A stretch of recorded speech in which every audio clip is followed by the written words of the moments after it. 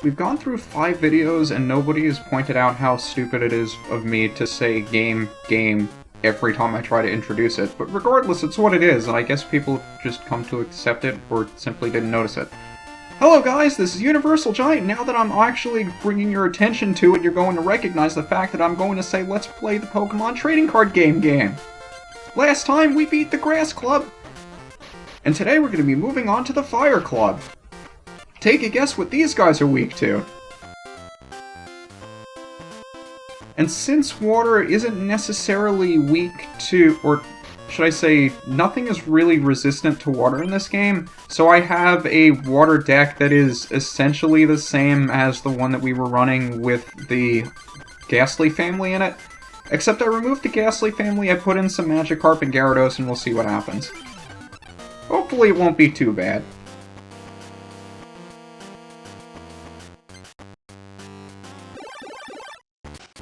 Now, the one thing I mentioned about fire decks as we were running one last time is these things have the potential to deal a lot of damage in a very short amount of time.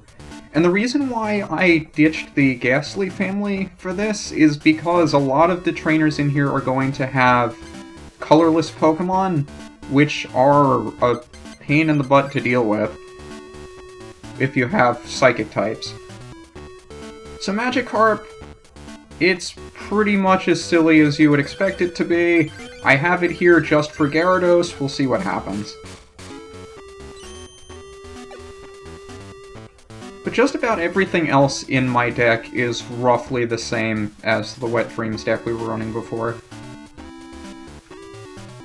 Now this guy likes running a lot of colorless Pokemon who are resistant to Psychic, and the ones he has in particular do a decent chunk of damage, especially after you get some damage counters on them as well. The issue with this guy's deck is he has a number of Pokemon that deal more damage based on how much energy, or how much damage you put on them.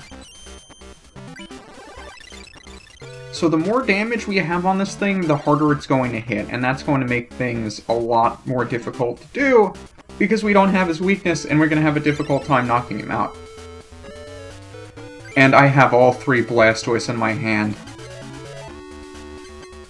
In any other situation, I would oak out of this. But I can't afford to. Because I need the Blastoise in order to get my game going. And without them, this deck is not going to do very well. So we're in a terrible spot right now.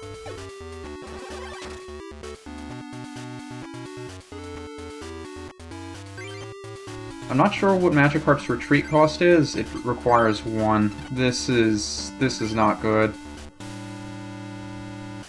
Not good at all.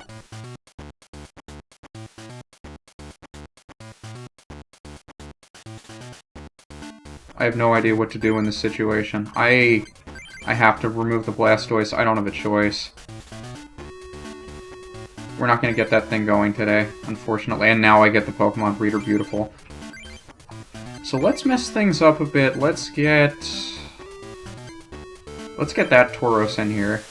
Not really sure what I'm gonna do at this point. I guess I'll just play with Magikarp here.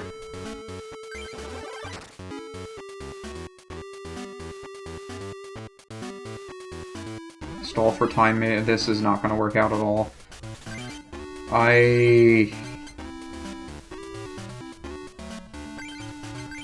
I will be very, very surprised if this game comes out well.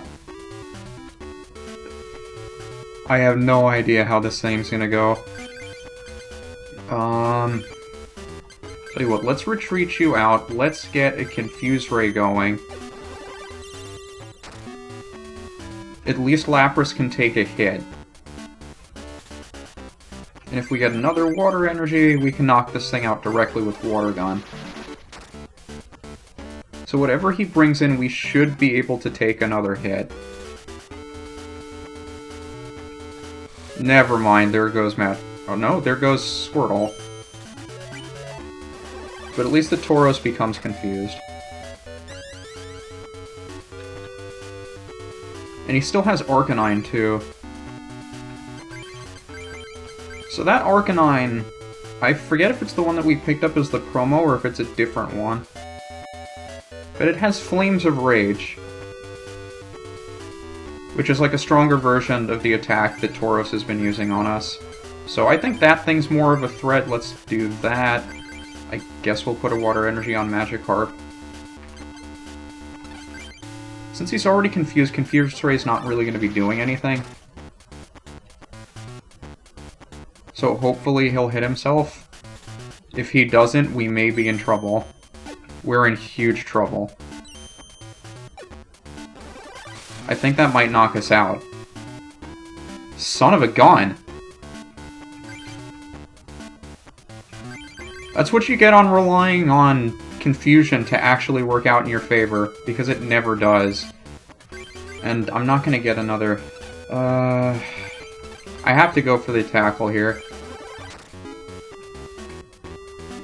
I don't know how many energy are on his other Pokemon is the thing.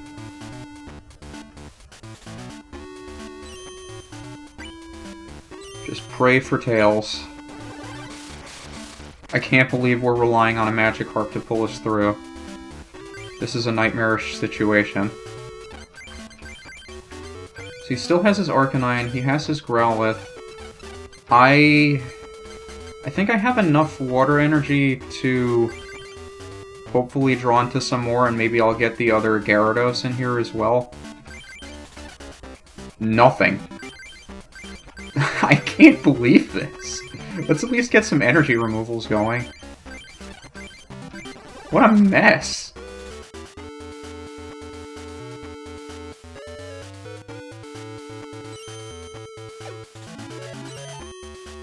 So now all he needs is a 25% chance to knock us out on the next turn, and there's nothing we can do about it. Please give me a Gyarados. No! So let's get that down. We are going to die if we don't retreat. There's nothing else we can do. What a boring match to start the video with. I'm sorry, guys. We've already lost one Dugong to the discard pile, too, so chances are we aren't going to get another one. I suppose I could be building it up just in case we did. But still, the best he can do is Fury attack us, so it's not all that bad. Thankfully, he wasn't able to power up anything more useful than what he has. I guess we'll get Wartortle going. And then, I guess we'll switch Seal out on the next turn. What has he been powering up? That worries me. 40 damage on us now, or we have 40 HP left. You know, well... You know what, I'll probably save that. Let's get Wartortle in here. And unless something strange happens, I think we have this one in the bag, oddly enough.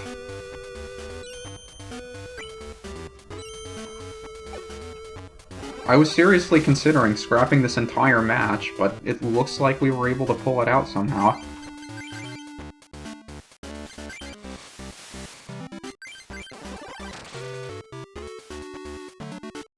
How about that?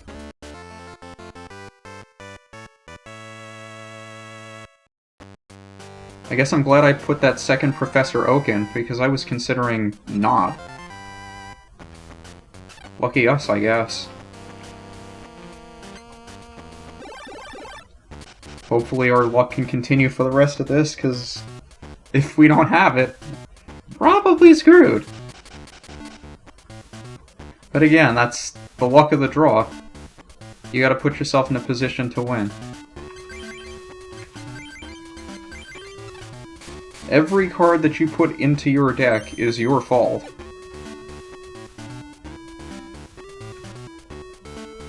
Now, if I remember correctly, this guy's deck loves doing a lot of damage very quickly. You might remember that Magmar we were also running in the Grass Club.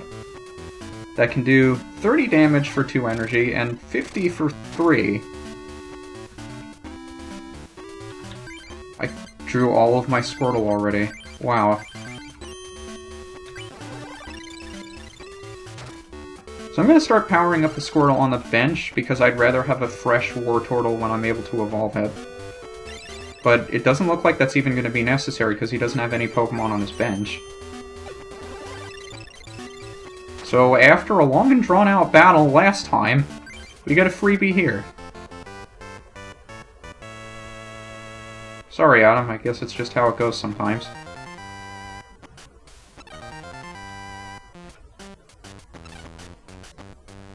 Alright, last but not least, Jonathan.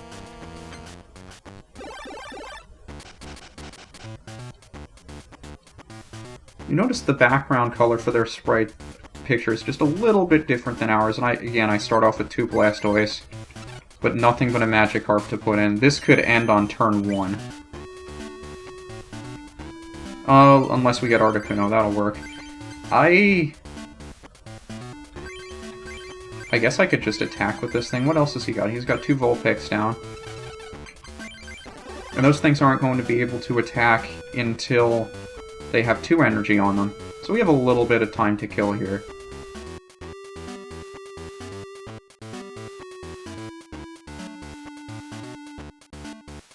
So we have 2 Wartortle and 2 Blastoise and nothing to do with them. What a shame. But I've been using Tackle all this time. Magikarp also has Flail. That is not what I wanted to say. Because I don't even have the energy to play around with this thing. I guess you know what? Let's leave this thing in. Let's have it Whirlwind us out, and then we'll attack the other thing with the Gust of Wind. We'll bring in the one that we've been damaging the whole time. So bring back that Vulpix, give me the free kill, and Flail does, I believe, 10 damage for every damage counter on Magikarp, which means it wouldn't be doing more than 20, because if you have 3 damage counters on you, you're dead.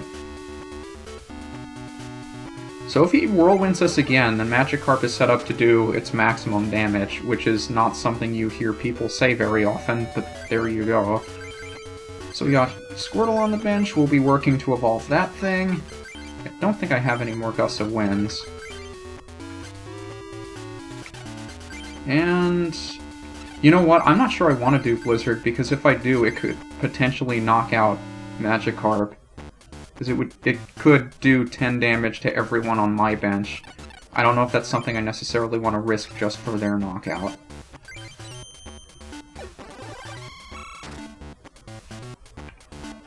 At least let me get one more kill with Magikarp.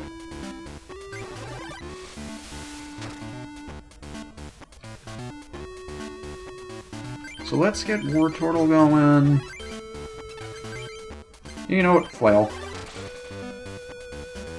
There you go. Probably not going to get a chance to see it. And I get the breeder as soon as I evolve Squirtle into a Wartortle. Figures. So that Magikarp actually did some work. Again, not something you hear very often. So let's get Blastoise going. I guess we can hang on to some water energy in case we need them. I don't anticipate needing it, but it's there if we do. And I had both of my Pokemon breeders prized. That's marvelous. Alright, so let's finish things off the fancy way.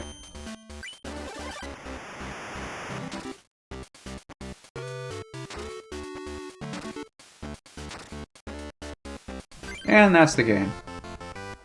This club has been really, really weird to me today.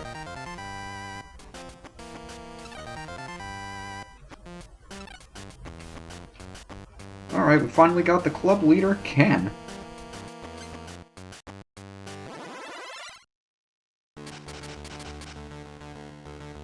Ken, do you realize there's fire behind... Ken? Fire? Do you... Hello? No? I guess he doesn't care. Oh, it's okay, I got water. We'll put it out. Don't worry, Ken! I got water! I can put the flames out behind you. Everything's gonna be fine, except for the fact that I only have a Squirtle and a Magikarp. I have the worst feeling. Well, there's a card we haven't seen before. Yeah, I knew that fighting types would be useful in here. The thing is, I was afraid to use them because we're going to be using fighting types in the next two gyms anyway. Or, I said gyms, clubs. So I don't want to use them quite yet because we'll be making decent use of them in the next couple of videos anyway. So that thing's just going to be healing off the damage as I'm dealing it. Because it has first aid. So that's going to be a bit irritating. Again, I'm not sure who to power up because I don't know who's going to need the energy when we get the evolution card for it. Ken loves stalling. If you can't kill him fast enough... His Jigglypuff and Chansey are really, really good at stalling for time, and I'm getting nothing but energy. So at least if it's paralyzed, it can't be healing itself, but it's still going to take forever for us to get through this thing. But like I said, fighting types would be really good. You have an Arcanine going, don't you? That's scary. So this is one we've seen before. I'm very afraid of this thing. And it has 100... Does it have 100 HP? I forgot it had 100 HP. Oh, now I'm nervous. If I... See, here's the thing. I can go for the paralysis, and he wouldn't be able to retreat the Jiggly. If I don't get the paralysis, he'll retreat and just go through my entire field with his Arcanine. So I have two choices. I can either go for the coin flip for the paralysis, or I can evolve to Wartortle, go for a withdraw.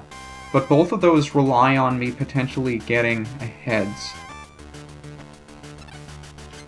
So I think I'll just go for the bubble, hope to get the paralysis. I don't, we're done. He retreats that thing out, he sends in the Arcanine. We're dead. There's nothing I can do.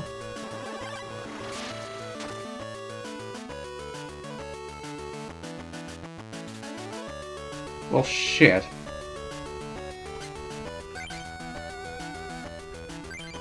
And I have nothing to work with. The only thing would be if he doesn't have a fire energy, but that's not going to happen. I bet he just computer searched for a fire energy. He didn't? Okay, let's get your fire energy off. And let's just keep headbutting. I don't know why you didn't computer search for a fire energy, because there ain't anything you can do about it, and that was the card I was hoping for.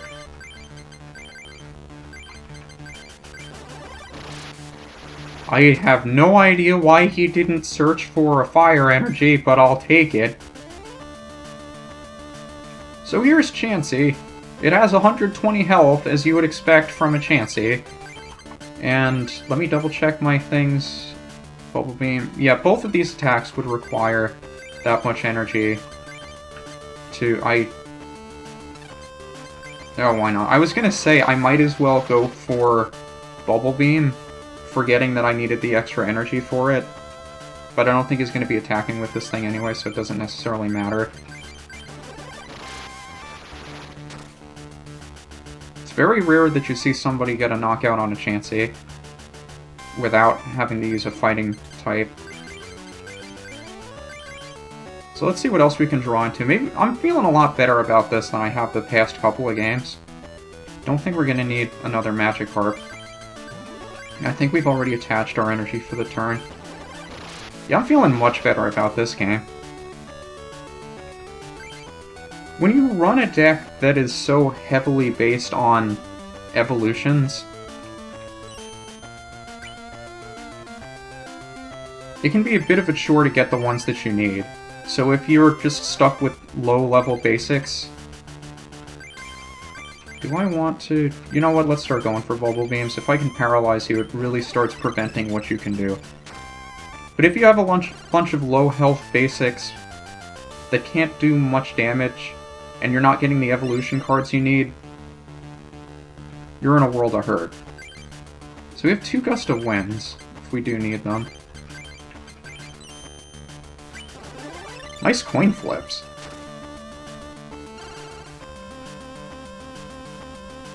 But anytime you have a deck that's relying on... If you're gonna do that, I'm just gonna go around it. I do have a Gust of Wind in my hand. I was kind of assuming this would happen. So let's bring in the Jigglypuff with all the energy.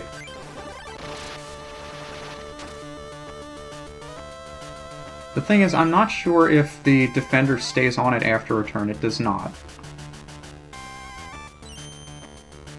So if he was ever successful in getting a crunch, I could have just blew that thing out of the active spot again. So these things are a pain to deal with if you don't have high damage output. And the reason why you run strong basic cards as opposed to just solely evolution cards is so you can deal with this kind of situation, where if you have just your evolution cards and you don't get the evolutions, you're in trouble. But if you have strong basic cards that have a decent amount of health, it helps offset that so you can get the damage that you need early on without it killing you. I'm not really sure how else to say it. It's just nice to have a good balance.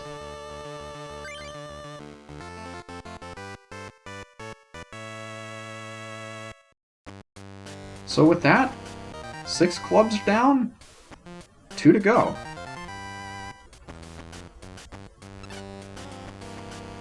This is UniversalGiant, and I'll see you guys next time for the Fighting Club.